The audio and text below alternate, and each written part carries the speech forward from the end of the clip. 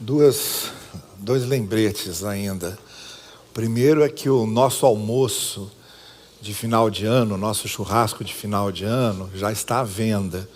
Você que quiser participar, é nosso tradicional almoço de final de ano, nosso churrasco de encerramento do ano aqui, no segundo domingo, me parece, né? Vamos fazer. É segundo ou terceiro? Acho que é o segundo domingo. Os ingressos já estão à venda, tá bem? É só você adquirir o seu. Um outro pedido que eu gostaria de fazer, como eu havia anunciado semana passada, logo que nós encerrarmos aqui e encerrarmos a nossa transmissão, vou pedir para que os membros da igreja fiquem mais um pouquinho, porque eu preciso levar a vocês uma solicitação da Coordenadoria de Finanças e preciso da homologação da igreja.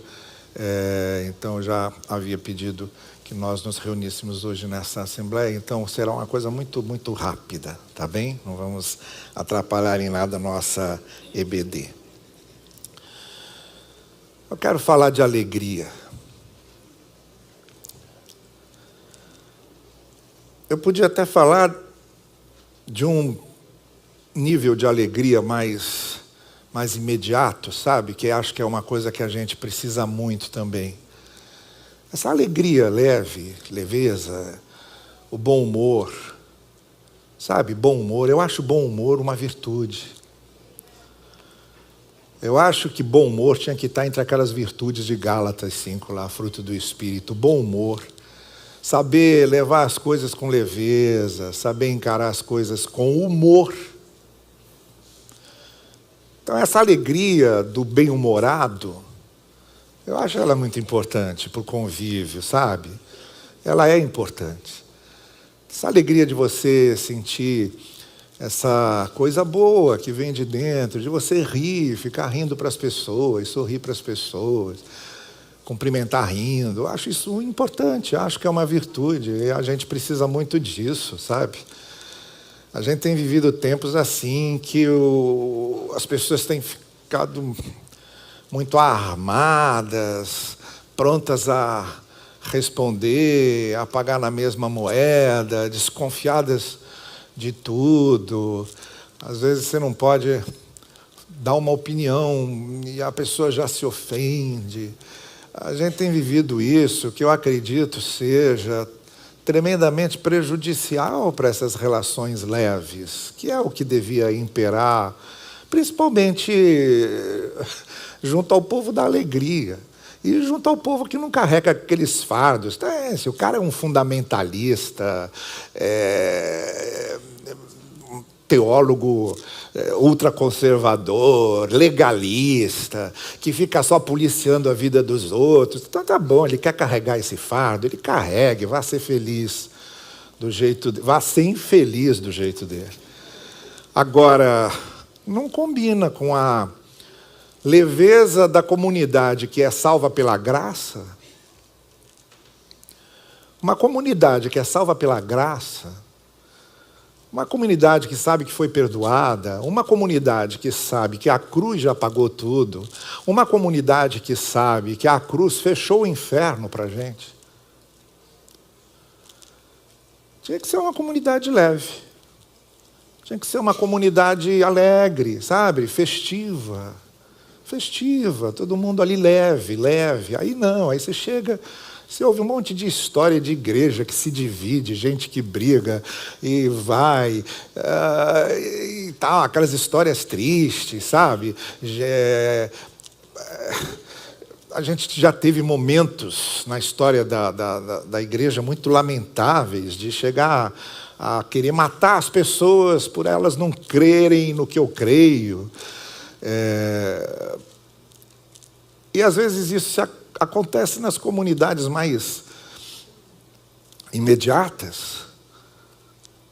E é muito triste isso. É um ambiente que a gente cria, que a gente é que acaba pagando a conta por esse ambiente ruim, da falta da alegria, do fardo, do legalismo, da falta da graça. Da falta da graça nos dois sentidos. Da graça de Deus e da graça de rir, da graça de viver. Então eu quero falar de alegria hoje, mas não só dessa alegria mais imediata, do bom humor. Sabe? Que eu acho uma virtude importante. Você manter o bom humor. Tá bem? Eu devia sair daqui todo mundo combinando. Ninguém conseguirá tirar o meu bom humor. Isso devia ser um negócio que eu me levando de manhã cedo, eu devia falar: hoje ninguém vai conseguir tirar meu bom humor. A gente devia fazer esse tipo de pacto.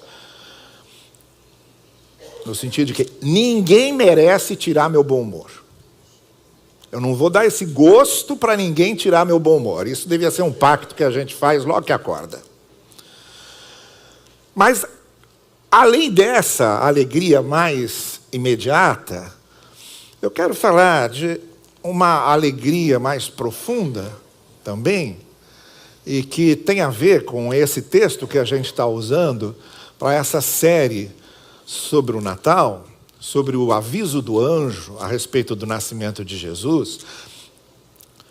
A gente tem usado esse texto mais básico do aviso do anjo aos pastores do campo, em que ele diz: não tenham medo, estou trazendo notícias de grande alegria para vocês, que são também para todo o povo. Hoje, na cidade de Davi, nasceu o Salvador, que é Cristo o Senhor. Isto servirá de sinal para vocês. Encontrarão o bebê envolto em panos e deitado numa manjedoura. Então, vamos falar de alegria. Esse texto está em Lucas. O Evangelho de Lucas tem uma peculiaridade estética e literária muito interessante em vários aspectos. Mas um desses aspectos literários e estéticos é a menção à alegria que Lucas faz ao longo de todo o livro. Então, por exemplo, o Evangelho de Lucas começa falando em alegria. É o anjo dizendo para Zacarias que João Batista ia nascer, e dizendo que o povo ficará alegre com essa notícia.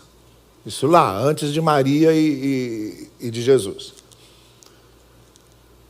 E termina lá, isso no capítulo 1 de Lucas. Depois, lá no capítulo 24, que é o último capítulo de Lucas, termina dizendo que o povo viu Jesus subir aos céus e voltou para Jerusalém com grande alegria. Então é um evangelho que começa falando de uma grande alegria e termina falando de uma grande alegria. E entre o final e a conclusão, ele está recheado de alusões a alegrias. Então, se você ainda permanece no capítulo 1, tem o aviso do anjo a Maria. E o anjo chama Maria de salve, mulher alegre, que seria a tradução mais imediata, a bem-aventurada. Salve, mulher feliz, mulher alegre. É a saudação que o anjo faz a Maria. Nesse mesmo texto, nós encontramos essa referência do anjo aos pastores. Eu trago notícias de grande alegria. Depois você segue um pouco mais adiante, você encontra Jesus Cristo dizendo aos discípulos para irem a campo, e os discípulos voltando, vendo o resultado do trabalho deles, voltando com grande alegria. É uma expressão que é usada em Lucas 10. Depois você avança um pouco, chega naquelas famosas parábolas de Lucas 15, que a gente pode chamar de parábolas de alegria, porque todas elas terminam com alegria, com festa. O pastor encontra a ovelha, fica alegre, reúne para comemorar a alegria. A mulher encontra a moeda perdida, fica alegre, chama a vizinhança para comemorar essa notícia alegre. Todo mundo alegre, festejando. E o pai recebe o filho de volta, a expressão de alegria também, e fica muito alegre, chama todo mundo para participar dessa alegria com ele. São as 3 parábolas sobre a redenção na graça. Capítulo 15 de Lucas. Depois você avança um pouco mais, você chega em Lucas capítulo 19, você tem lá a referência de que Zaqueu, encontrando-se com Jesus, convida Jesus e o leva muito alegre, é a expressão, muito alegre, leva Jesus para a sua casa. E aí você vai, o evangelho todo, falei só alguns, mas há vários textos em Lucas se referindo à alegria dos personagens, a se sentirem alegres. Então é um evangelho que dá muito espaço para esse sentimento da alegria, dá muito espaço para falar de alegria, de estar alegre, de festejar, dá muito espaço para isso. E aí a gente chega nesse texto, né? Muito especialmente, que é o decreto do anjo, anunciando aos pastores que ele tinha trazido uma notícia alegre, uma notícia de alegria. E a gente, indo às demais camadas do texto, desfolhando o texto, de alguma forma, a gente vai sentindo aquele ambiente de alegria e começa a perceber que essa alegria a que o anjo está fazendo referência está também apontando a um tipo de alegria que o evangelho espera que sintamos. Porque a notícia boa que o anjo trouxe para os pastores acaba não sendo só para os pastores.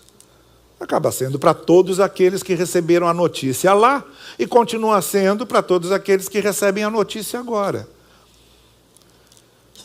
Esse tipo de alegria, e como é que essa alegria se desdobra, como ela se constrói, o conteúdo dessa alegria, ele é muito interessante nesse texto.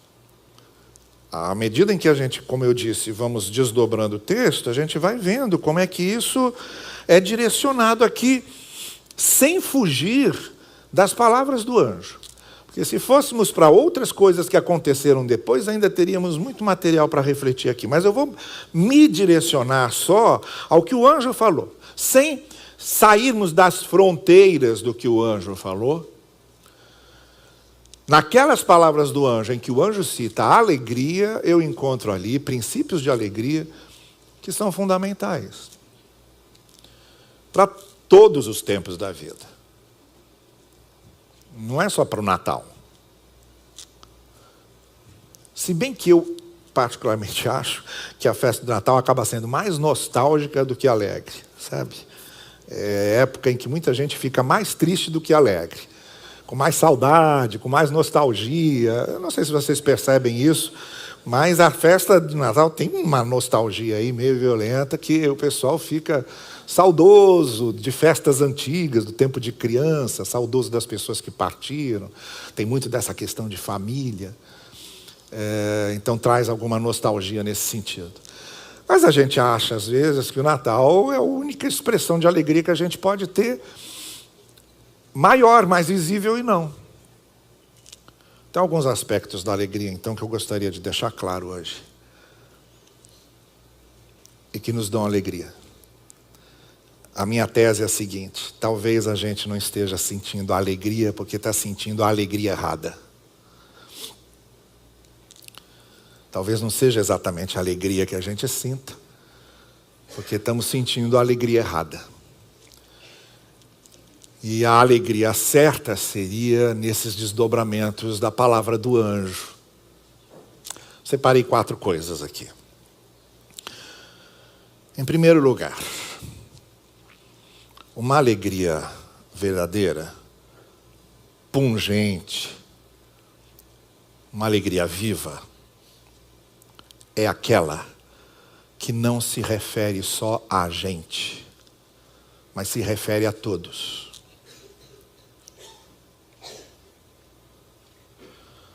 A palavra do anjo é: eu trouxe boas novas de alegria para vocês e que será para todo o povo.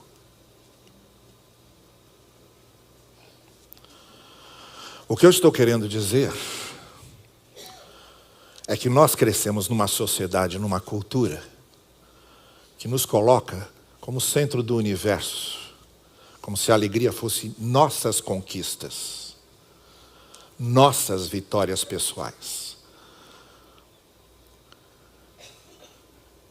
Quando de repente o anjo está dizendo que a alegria não é só para a gente, é para todos.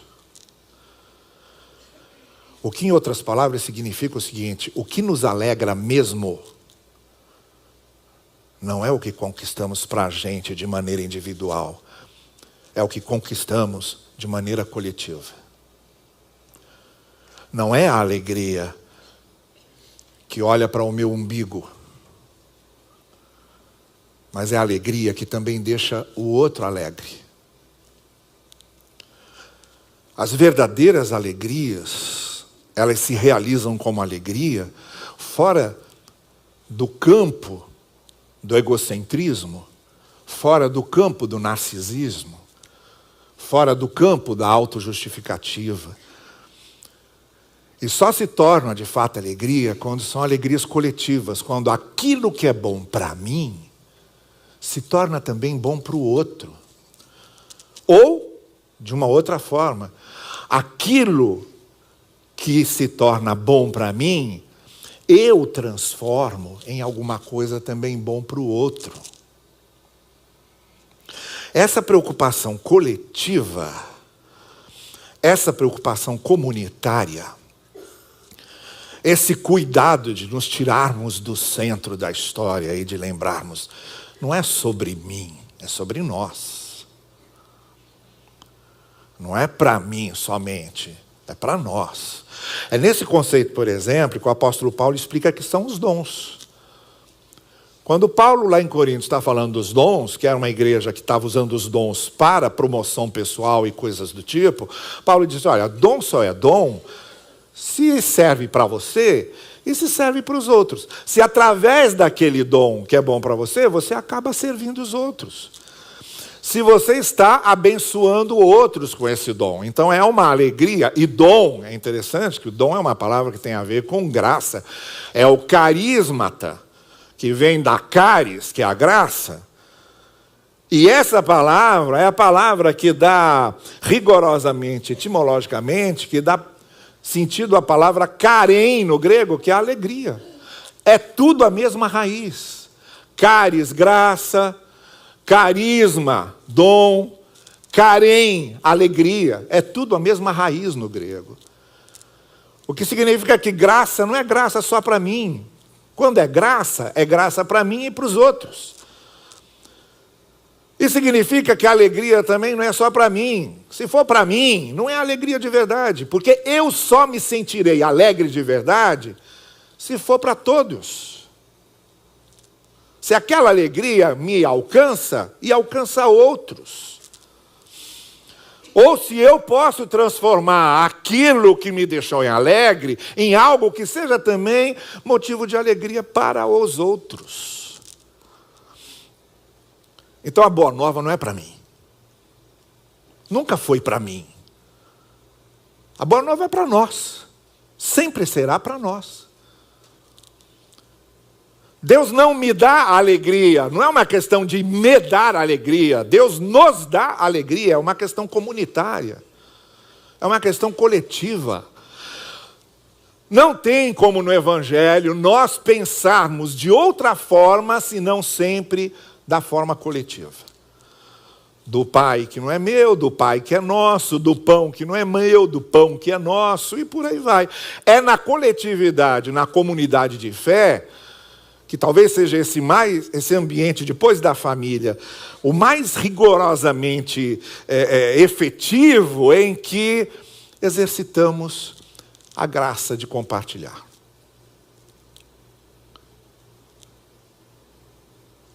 Numa família, não existem alegrias individuais. Assim também como não existem tristezas individuais. Quando um sofre na família, sofre todo mundo junto. Quando tem um filho sofrendo, pode ter certeza que tem um pai e uma mãe sofrendo junto. A mesma coisa acontece com as alegrias. As alegrias são comunitárias em família, na comunidade de fé, e deveria ser na sociedade. E nós talvez sejamos esse sinal muito evidente de uma alegria que sempre é comunitária e nunca individual. Para servir de exemplo para a sociedade onde isso com certeza não acontece. Bem, então essa é a primeira coisa. A boa notícia que eu trago é para vocês e será para todo o povo. A alegria verdadeira é aquela que pode ser compartilhada, é aquela que deixa os outros também alegres. Porque uma alegria que me deixa alegre e deixa os outros infelizes, não é alegria. Uma alegria que só me faz bem e faz mal para os outros, não é alegria. Uma conquista que é minha e não é compartilhada com outros, não é conquista.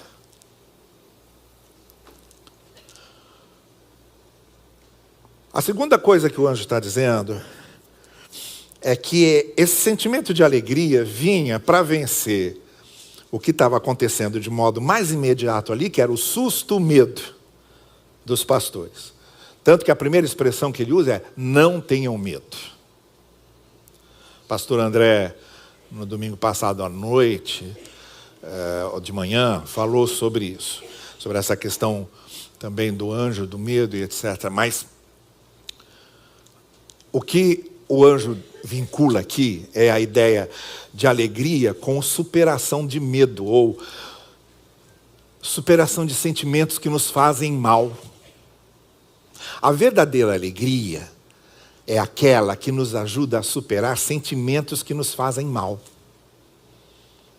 Ninguém gosta de sentir medo, mas também ninguém devia gostar de sentir rancor, também ninguém devia gostar de sentir ressentimento, também ninguém devia gostar de ficar ruminando mágoa. Então, eu não tenho como dizer que eu estou alegre, enquanto ao mesmo tempo eu estou cultivando ressentimentos, rancores e mágoas. Não tem alegria. Não tem alegria. Não existe convívio entre uma alegria autêntica, leve, verdadeira, com esses outros sentimentos ruins.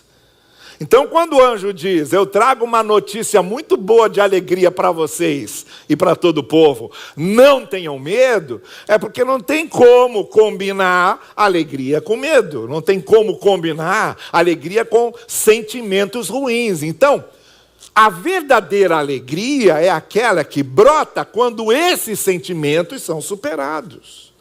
Quando eu consigo superar as mágoas, os rancores, os ressentimentos, os medos, as feridas, senão não tem como conviver.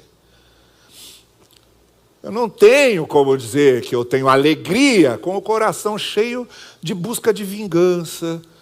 Eu não tenho como dizer que eu tenho alegria com meu coração cheio de senões, com referência às pessoas. Eu não tenho como dizer que tenho alegria se aquelas feridas são as mesmas, sempre abertas, sangrando, e nunca são cicatrizadas.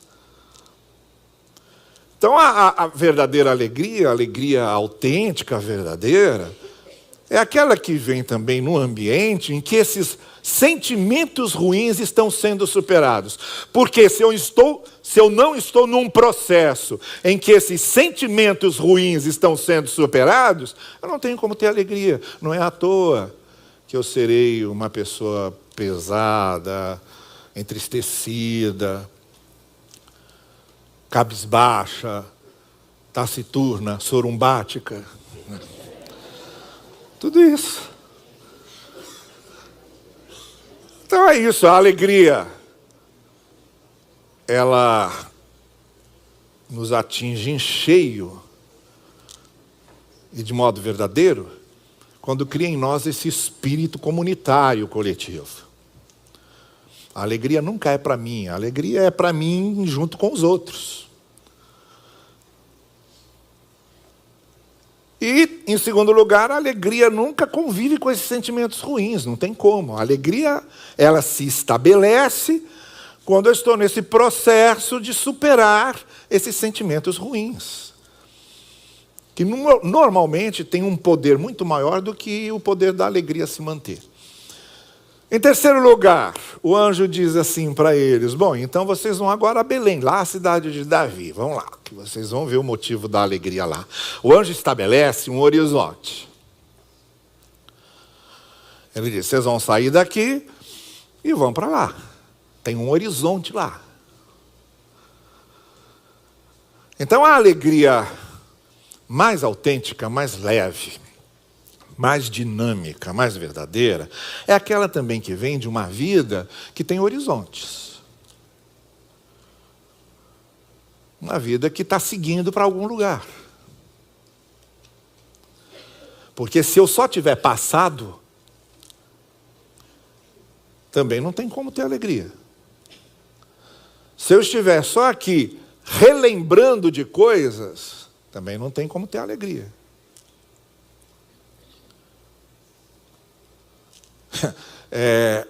Eu sei, eu reconheço.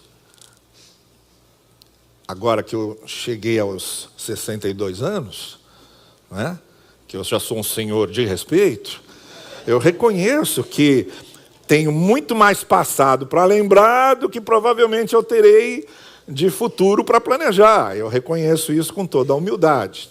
A gente tem que ter humildade para reconhecer essas limitações que a vida vai impondo. Eu sempre digo para vocês, aquele reloginho da areia, a minha está lá, a parte de baixo mais cheia que a de cima, está ficando.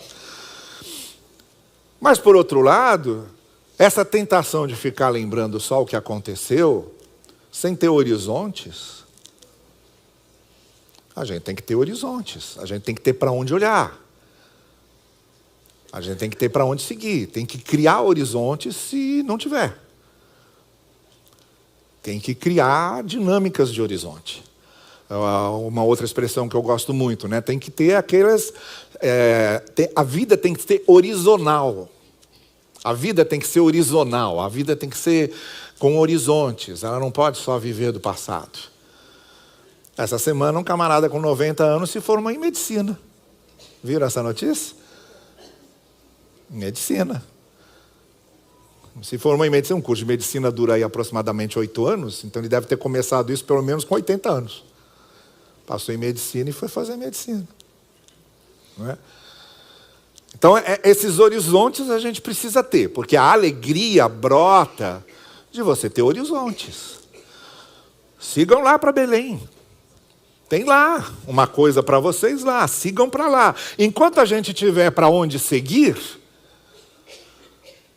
que não nos deixe ficar parado, que não nos deixe mumificar, que não nos deixe empedernir, que não faça da gente estátuas de sal, porque esse foi o problema da mulher de Ló, ela só queria olhar para trás e não ia para frente, virou estátua. Se nós não quisermos nos transformar em estátuas, a gente tem que ter horizontes. E tem que estabelecer esses horizontes e seguir para esses horizontes. A alegria vem desse estabelecimento de horizontes, de você saber que tem para onde seguir. Sigam para lá, diz o anjo. Vão lá. O horizonte de vocês agora é Belém, tá bem? O horizonte de vocês agora é lá. Sigam para lá. Se vocês ficarem só aqui, vocês não vão participar da alegria que está lá. E, em último lugar, uma quarta coisa que eu queria destacar nesse texto. Então, a gente está falando de uma alegria autêntica que vem de nós superarmos os sentimentos ruins, onde há sentimentos ruins, a alegria não habita junto.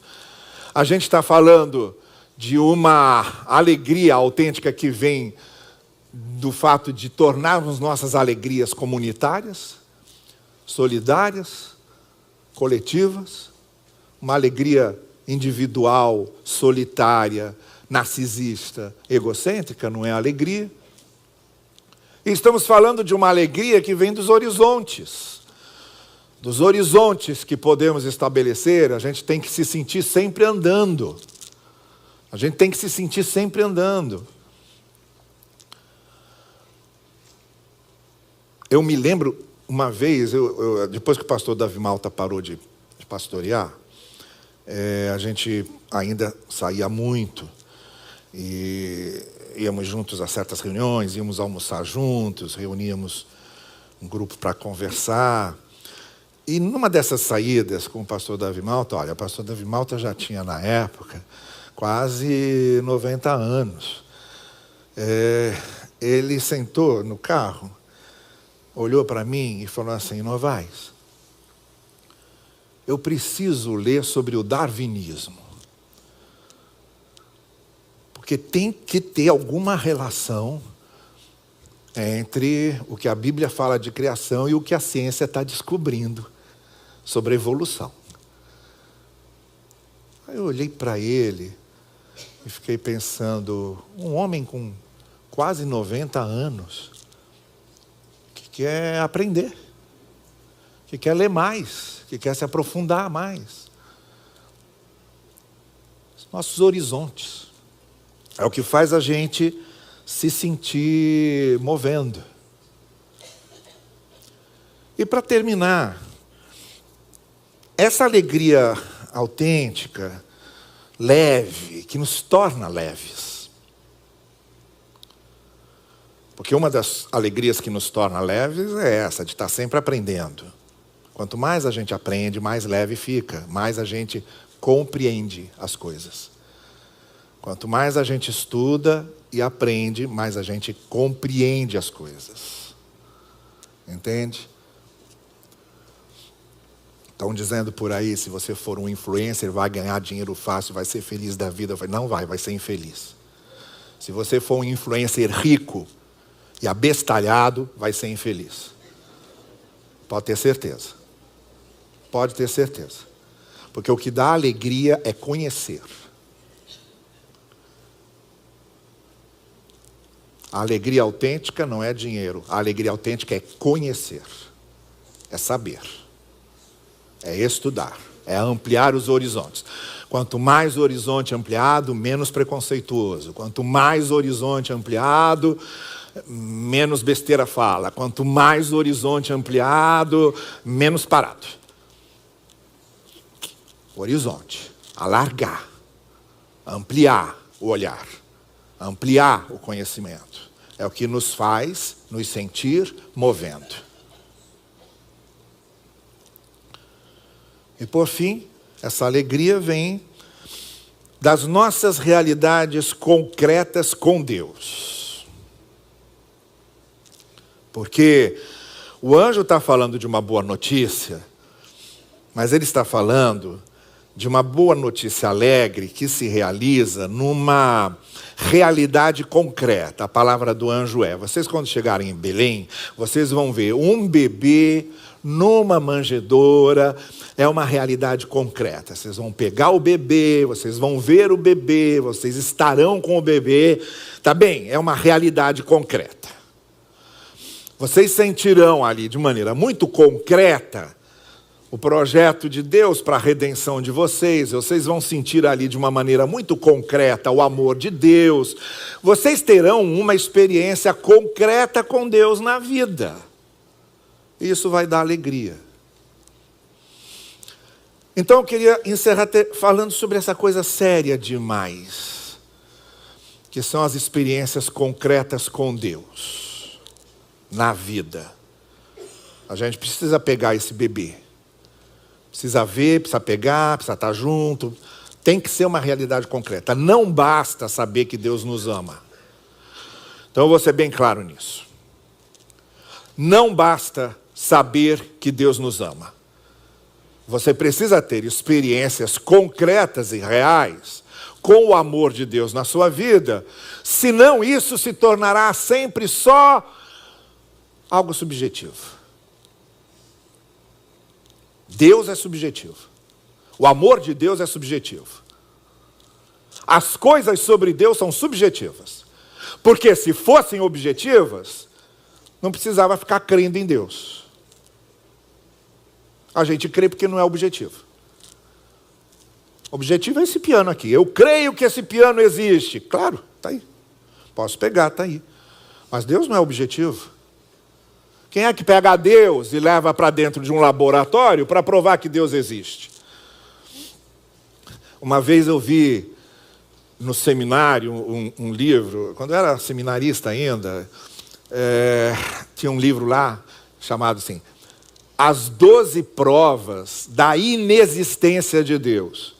Aí eu olhei ali e falei assim, bom, estão sobrando 11, porque se uma fosse prova, não precisava das outras 11. Uma só bastava, né? Mas a mesma coisa, sem tirar nem pôr, a gente pode falar também sobre as 5 provas da existência de Deus, Tomás de Aquino. Também estão sobrando 4. Porque se uma fosse prova, não precisava das outras 4. Se você tem uma prova da existência de Deus, basta, não precisa de 5. Basta uma. Então Deus é subjetivo. Você não pode provar nem que ele existe, nem pode provar que ele inexiste. Não tem como. Então a gente até entende a postura do agnóstico quando ele diz assim, olha, você não tem como me provar que Deus existe.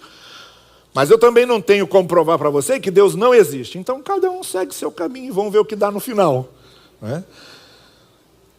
Aí é aí que entrava Pascal, filósofo francês, e Pascal dizia o seguinte, olha, se tiver que apostar, aposta na existência de Deus.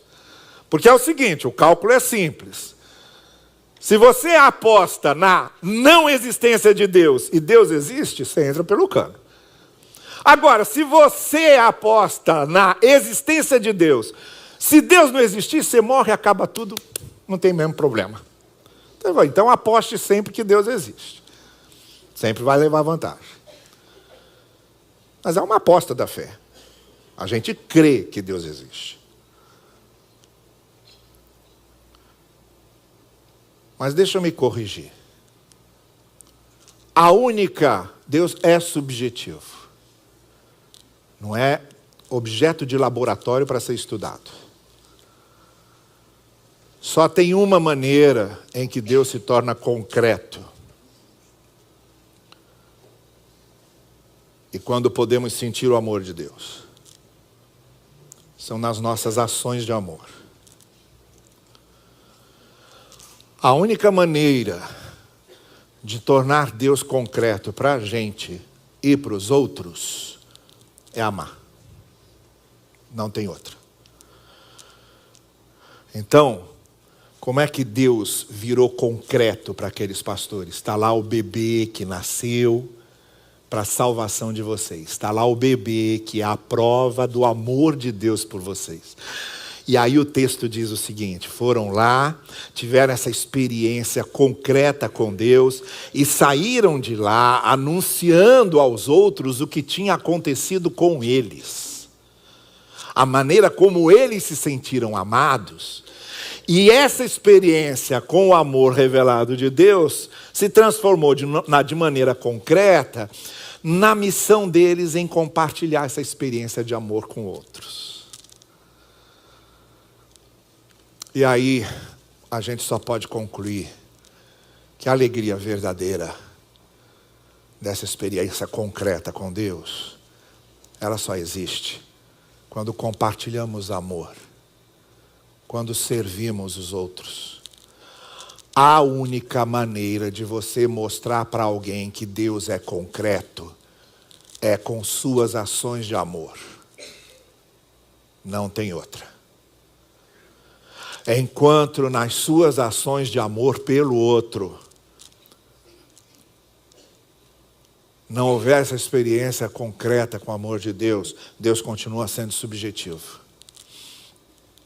Foi por isso que quando João precisou definir Deus, que é algo por natureza indefinível, ele preferiu lançar mão de algo muito concreto e disse, Deus é amor.